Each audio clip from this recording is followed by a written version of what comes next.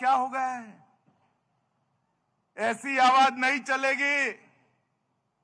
यहां से मोदी जी तक आवाज जानी चाहिए। इस बार साउथ गोवा में भारतीय जनता पार्टी का कमल खिलने वाला है। मेरे साथ दोनों हाथ उठाइए। अंत तक वहां खड़े हुए भाई बहन भी हाथ उठाए। विजय के संकल्प की मुट्ठी भींचिए और प्रचंड आवाज से बोलिए, भारत माता की, भारत माता की, भारत माता की। मंच पर उपस्थित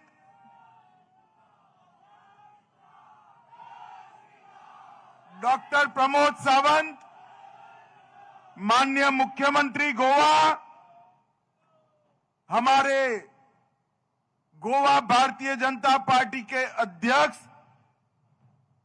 श्री रमेश, गोवा विधानसभा के अध्यक्ष, गोवा विधानसभा के सदस्य श्री रमेश तावड़कर जी,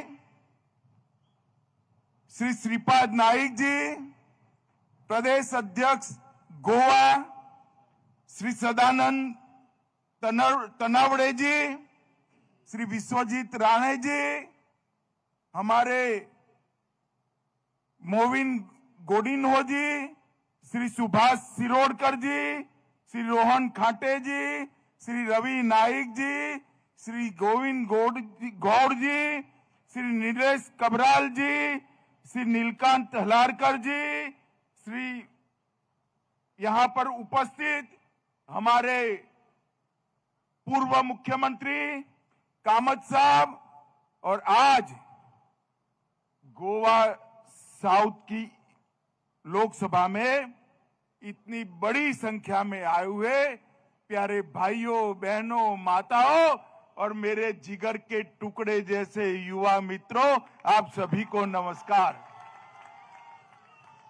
मित्रों, आज बहुत बड़े लंबे समय के बाद गोवा आया हूं। गोवा जब जब भी आता हूं तब मन खुश हो जाता है, क्योंकि ये गोवा पूरे भारत में एक छोटा सा प्रदेश, परंतु मैं हमेशा कहता हूं ये गोवा हमारी भारत माता के भाल पर एक बिंदी की तरह पूरे देश की शोभा बढ़ाता है। एक खूबसूरत प्रदेश, यहां की मिली जुली संस्कृति और यहां के जोशीले युवा ये देश की धरोहर है। यहां पर हमने प्रमोद सावंत जी को मैं बहुत बहुत बधाई देना चाहता हूं, क्योंकि उनके नेतृत्व में गोवा में पहली बार स्थिरता आने का काम हुआ है और बहुत लंबे समय के बाद एक पूर्ण बहुमत की भारतीय जनता पार्टी की सरकार बनी है। मित्रों, प्रमोद सावंत जी ने अपने नेतृत्व में 4 साल भी पूरे किए हैं। आज मैं मनोहर पर्रिकर जी को भी मन से श्रद्धांजलि देना चाहता हूं। मनोहर पर्रिकर न केवल गोवा, पूरे भारत का गौरव बनकर उभरे, एक छोटे से प्रदेश से देश के रक्षा मंत्री बने। सादगी क्या होती है, सरलता क्या होती है, प्रामाणिकता क्या होती है, इसका सबको परिचय कराने वाला मनोहर आज हम सबके बीच में नहीं है, मगर मुझे पूरा भरोसा है गोवा की जनता पर्रिकर जी को कभी भुला नहीं सकती। पर्रिकर जी की याद भारतीय जनता पार्टी के कार्यकर्ता और गोवा की जनता के मन में हमेशा रहेगा। मित्रों, अभी अभी राहुल बाबा ने अपनी एक यात्रा समाप्त की है।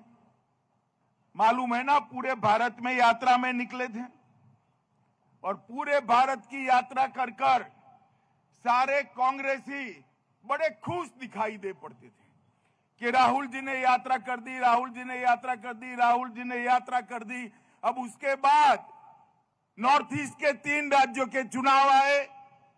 ये नॉर्थ ईस्ट कांग्रेस का गढ़ माना जाता था, क्योंकि वहां पर कई राज्यों में माइनॉरिटी की बहुलता है, क्रिश्चियन भाइयों की बहुलता है। कांग्रेस ऐसा मानती थी कि नॉर्थ ईस्ट हमारा गढ़ है। गत चुनाव में हमने हराया तो कांग्रेस के नेता सारे कहने लगे, उस वक्त में राष्ट्रीय अध्यक्ष था, कि तो फ्लूक है, एक बार अचंभे में जीत गए हो। ये यात्रा समाप्त कर राहुल बाबा वहां गए, जोर शोर से प्रचार करा और तीनों राज्यों में कांग्रेस का सुपड़ा साफ हो गया। और तीनों राज्यों में मोदी जी के नेतृत्व में त्रिपुरा में पूर्ण बहुमत की भारतीय जनता पार्टी की सरकार बनी। नागालैंड में फिर से हमारे 13 विधायक चुनकर आए और मेघालय में भी हम आज सत्ता में हिस्सेदार है। हमारे सपोर्ट से वहां पर सरकार बनी है। उत्तर पूर्व ने पूरे देश भर के अंदर एक संदेश भेजा है कि इस देश पर शासन करने का अधिकार उसी को है जो देश को सुरक्षा दे पाएगा, देश को शांति दे पाएगा, देश को विकास दे पाएगा और देश को जो समृद्ध बना पाएगा वो ही इस देश पर शासन कर सकता है। मोदी जी ने उनके नेतृत्व में गोवा और उत्तराखंड में भी पूर्ण बहुमत का आशीर्वाद मिला। और गोवा, उत्तराखंड, नॉर्थ ईस्ट, ये छोटे छोटे राज्यों में जब हम जीते तो खड़गे जी का एक रिएक्शन था, ये तो बहुत छोटे छोटे राज्य है। अरे खड़गे साहब, छोटे राज्य है मगर भारत का महत्वपूर्ण अंग है, आप मत भूलिएगा। छोटे राज्यों का अपमान मत करिएगा। छोटे राज्य भारत की धरोहर है और उनका महत्व इतना ही है जितना बड़े से बड़े राज्य का है। राज्य जितना छोटा होता है, केंद्र की जिम्मेदारी उतनी ज्यादा होती है वो राज्य का विकास करने की। ये भारतीय जनता पार्टी की मोदी सरकार की नीति है। मित्रों, कांग्रेस को भले गोवा छोटा राज्य लगे, हमारे लिए गोवा भारत माता के भाल पर एक टिकिया है, बिंदिया है। और भारत माता के भाल पर ये बिंदिया, ये सुंदर प्रदेश आने वाले दिनों में, बाकी के 4 साल में सारे वादे पूरे कर हम आपके सामने आएंगे।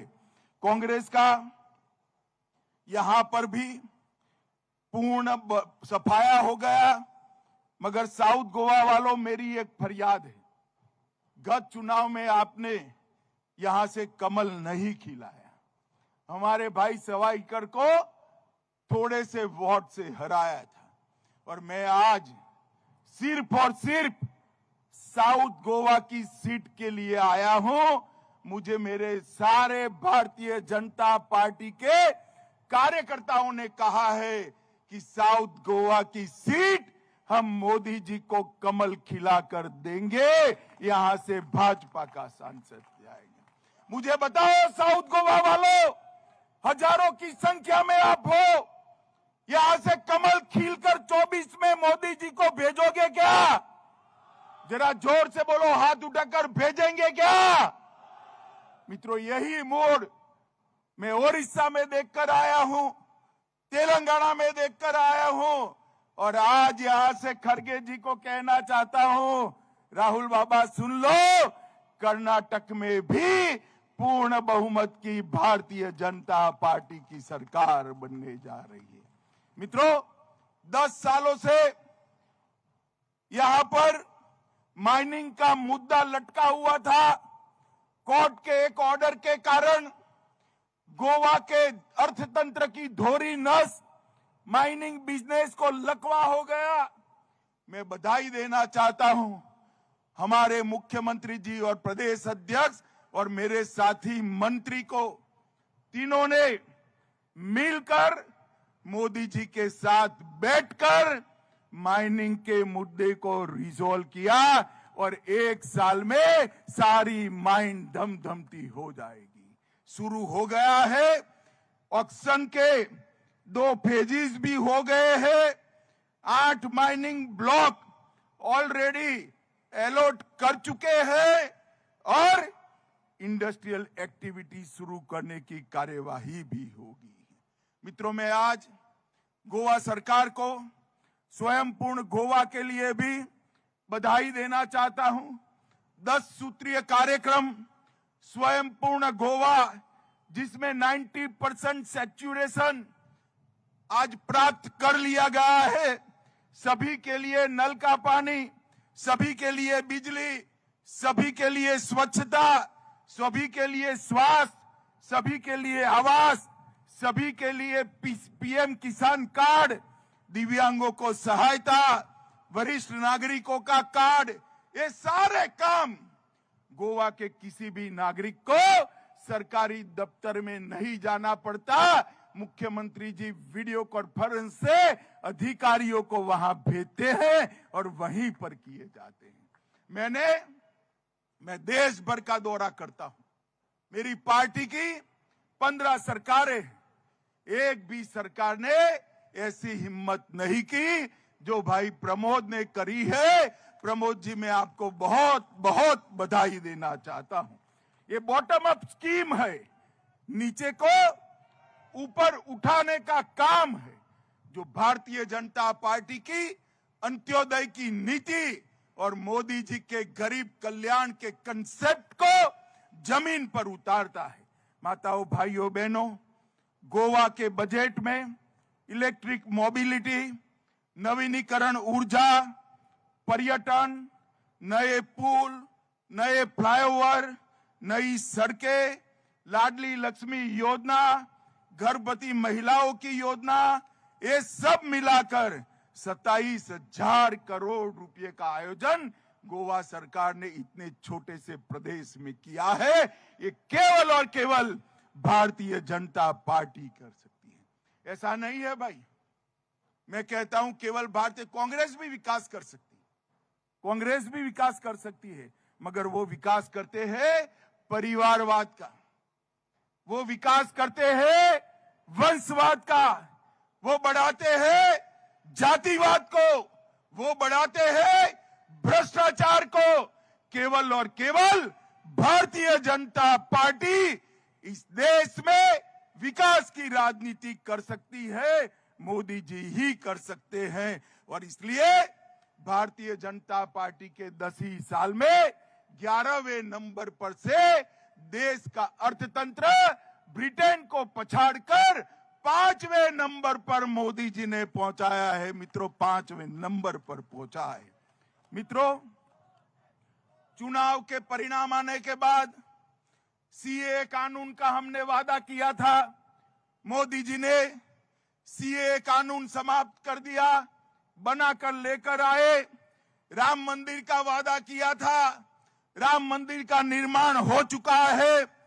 काशी विश्वनाथ कॉरिडोर बनना शुरू हो गया है। कई सारी वंदे भारत ट्रेन चलाई, 22 एम्स बनाए, 23 आईआईटी बनाए, 20 आईआईएम बनाए, कई हवाई अड्डे बनाए। जल जीवन मिशन के तहत 6 करोड़ गरीबों के घर में शुद्ध पीने का पानी पहुंचाया। पीएम आवास के तहत करोड़ों घर दिए और भ्रष्टाचार मुक्त शासन अगर किसी ने लंबे समय के बाद दिया तो हमारे मोदी जी ने दिया। मुझे बताओ गोवा वालों, ये कश्मीर जो है ये हमारा है या नहीं है? बताइए जरा, जोर से बोलिए, कश्मीर हमारा है या नहीं है? धारा 370 हटनी चाहिए थी या नहीं हटनी चाहिए थी? एक कांग्रेस वाले धारा 370 को लटका रहे थे 70 साल से। आपने दूसरी बार मोदी जी को प्रधानमंत्री बनाया, मोदी जी ने कलम के एक झटके से धारा 370 को समाप्त कर कश्मीर को हमेशा के लिए भारत के साथ जोड़ने का काम कर दिया। माताओं, भाइयों, बहनों, इस देश को सुरक्षा मोदी जी ही दे सकते हैं। विकास और समृद्धि मोदी जी ही दे सकते हैं। आयरन और स्टील का निकास 2013 में 41,000 करोड़ रुपए का था। 22 दिसंबर में वो 80,000 करोड़ क्रॉस हो चुका है। 750 बिलियन डॉलर का निर्यात कर भारत विश्व में 5वें नंबर का एक्सपोर्ट करने वाला देश बन चुका है। हम विश्व की 5वें नंबर की अर्थव्यवस्था बन चुके हैं। और पहले कांग्रेस के जमाने में 70 साल में 380 मेडिकल कॉलेज बने थे।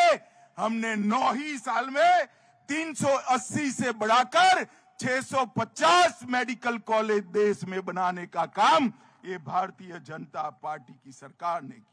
मित्रों, भारतीय जनता पार्टी की सरकार ने गोवा में कांग्रेस जब थी तब 432 करोड़ रुपया देती थी।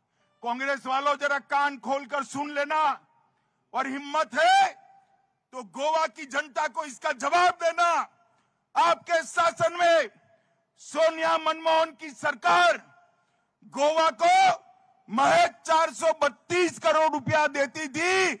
मोदी जी ने गोवा को 432 से बढ़ाकर 3,000 करोड़ रुपया सालाना देने की शुरुआत की।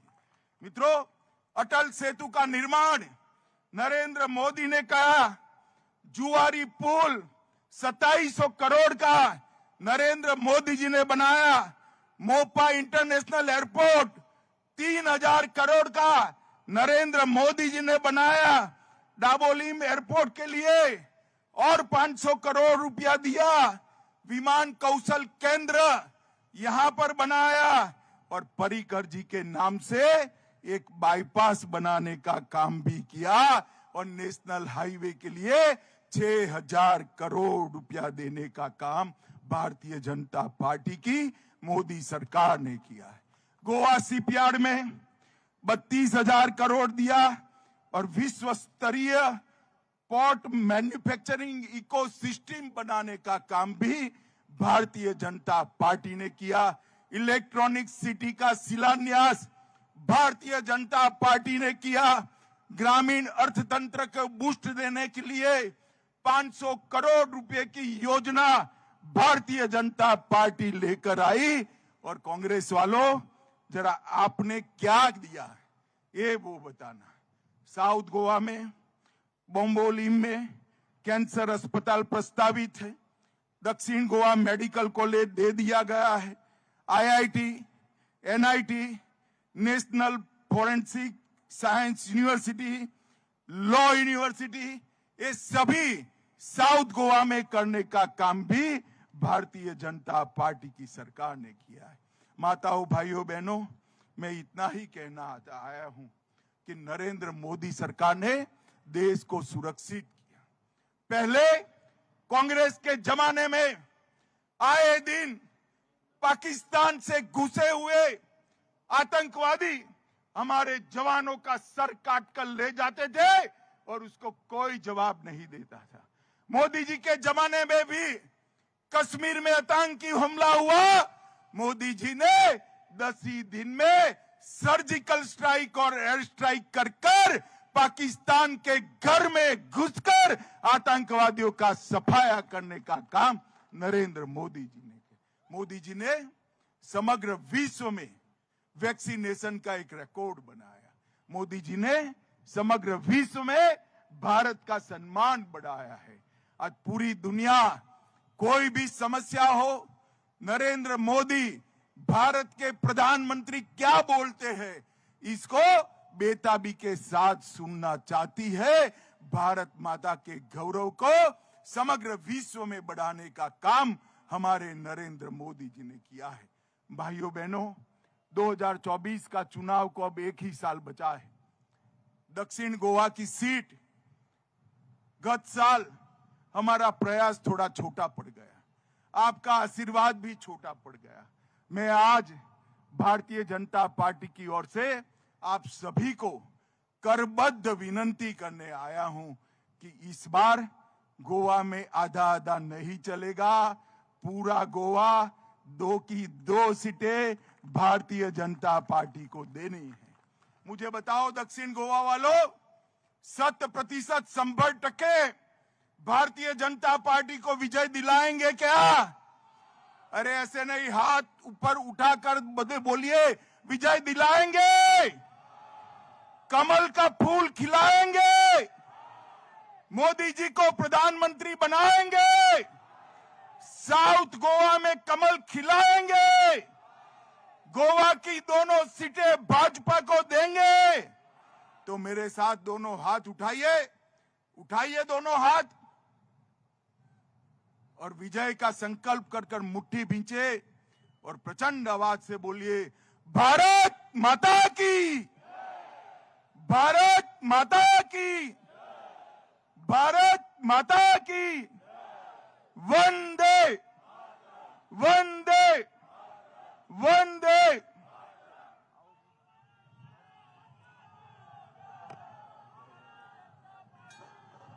भारत माता के, बोलो भारत माता के। सगळ्याकडे विनंती असा, हांगसरल्यान जो कॉन्वॉय जो